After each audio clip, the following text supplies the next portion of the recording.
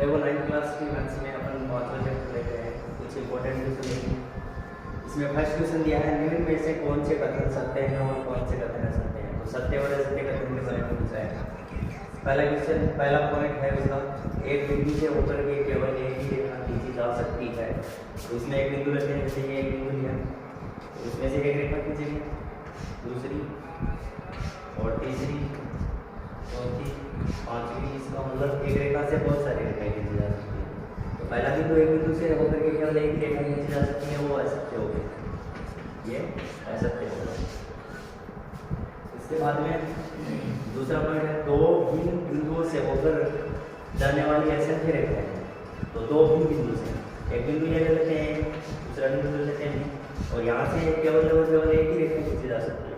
जबकि ये बोल रहे हैं कि दो बिंदु से होकर के जाने वाली असंख्य रेखाएं, तो ये बात उसकी असत्य होगी, उससे केवल एक ही रेखा खींची जा सकती है, तो ये भी असत्य हो जाएगा।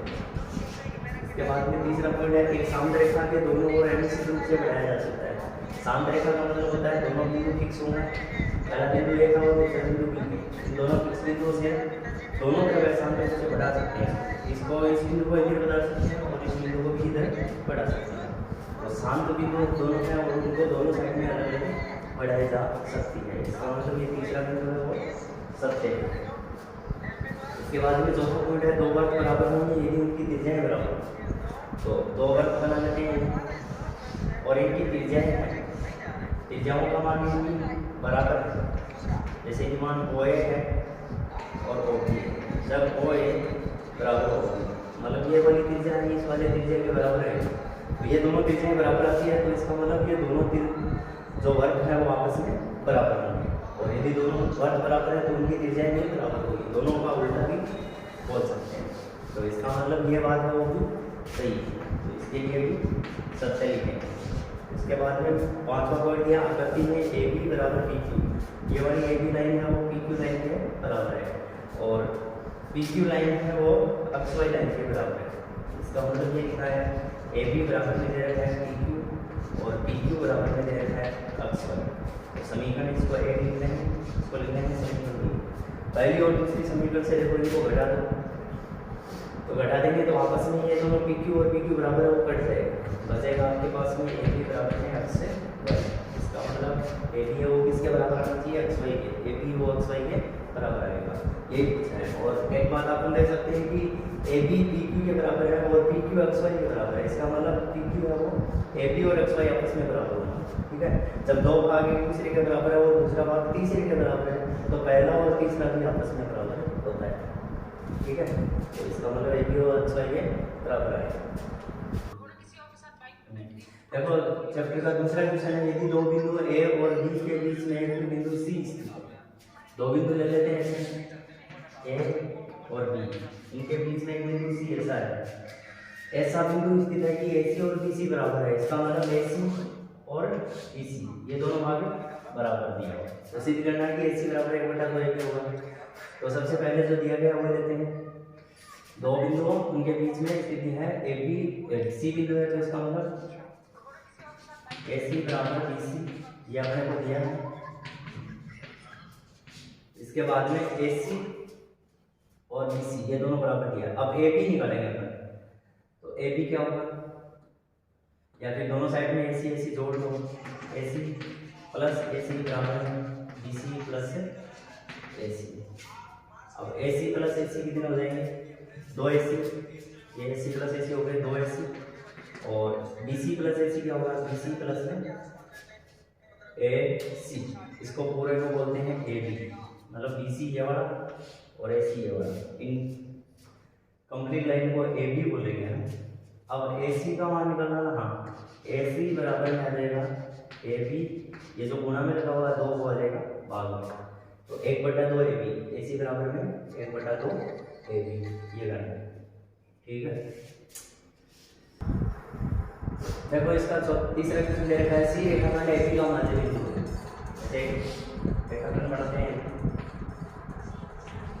और उससे बीच में बिंदु C, तो C रेखाखंड AB का मध्य बिंदु है। देखो बिंदु C AB का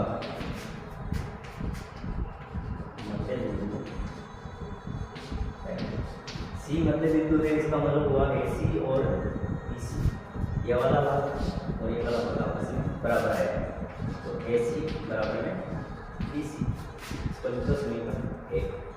इसके बाद में एक और केवल एक ही गुणनखंड होगा, इसके लिए अपन क्या करते हैं, एक दूसरी रेखा मानते हैं, ठीक है, ए ठीक है, या फिर इसी पे मान लेते हैं, इसी पे एक बिंदु और मान लेते हैं डी, ठीक है, माना कि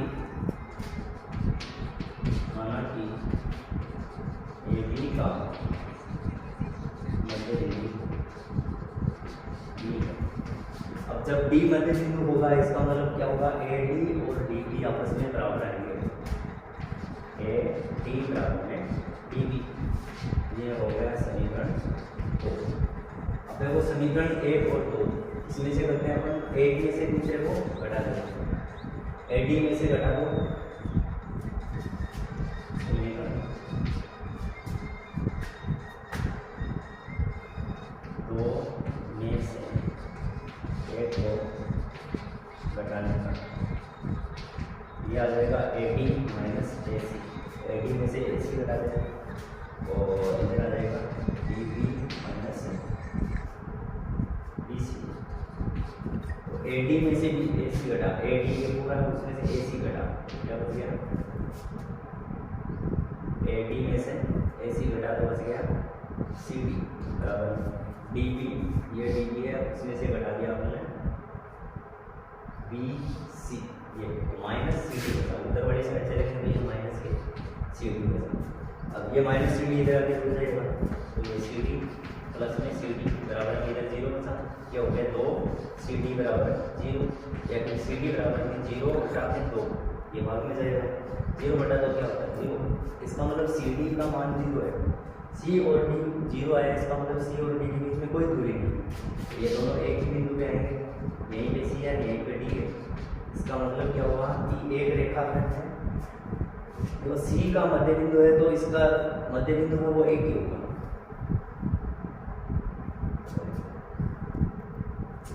देखो आकृति में यदि ए सी बराबर में बी डी दिया है, ए सी बराबर बी डी दिया है, तो सिर्फ दीजिए कि ए डी बराबर सी डी हो, इसमें डेल्टा में दिया है, उसमें ए सी बराबर बी, ए सी यह वाला पूरा और बी डी नीचे लेके डी तक निकला, तो अब ए सी है ना, उसको अपन कैसे लिखेंगे, ए सी को लिखेंगे ए बी प्लस में बी सी, ए सी किसी को लिखेंगे A B plus B C बराबर बी और डी, इसको लिखेंगे बी सी प्लस में C D, B C plus C D, ठीक है।